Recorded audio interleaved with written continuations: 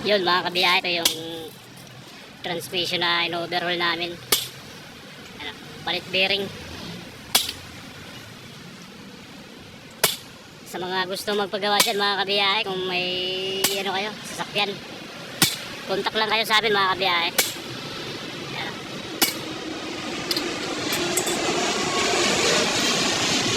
Tumawag lang kayo mga kabiyahe pag may kailangan kayo. Yan. Kung gusto nyo magpa-home service, walang problema, pupunta kami dyan. At ito ang ating chip. At pakipalo na rin ang kanyang Facebook page mga kabiyahe, Jam Mechanic. Ano, pwede kayo mag-direct message sa kanya. May kahit anong klaseng sasakyan yan, kung backhoe man yan or payloader. Yan. Ayun mga kabiyahe, bale air oil na lang ang kulang, tapos isasalpak na natin. Kakatapos lang din namin kumain. Kurasaan ito mamaya mga kabiyahe. Bubuhos na natin ang ating lakas. Sa ganun ay mapakinabangan naman. Eh puro manibili na lang lagi natin ang hinawakan natin eh.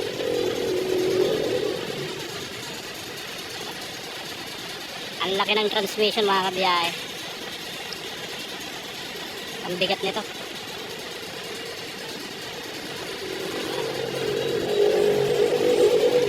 Dati nung binata pa ako, siguro mga 16 years old, mga 17 ganyan. Grabe rin yung ginagawa namin dati, mga trailer. Ito yung kasama ko dati. Hanggang ngayon ito pa rin ang kasama ko, pero tuwing linggo lang naman ako gumagawa, sumasama sa kanya kapag wala akong biyahe.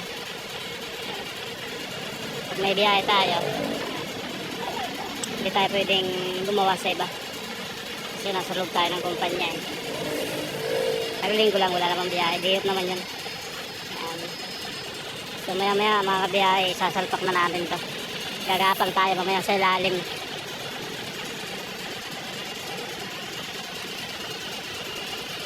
Yan na mga kabiyahe, isasalpak na natin ang transmission.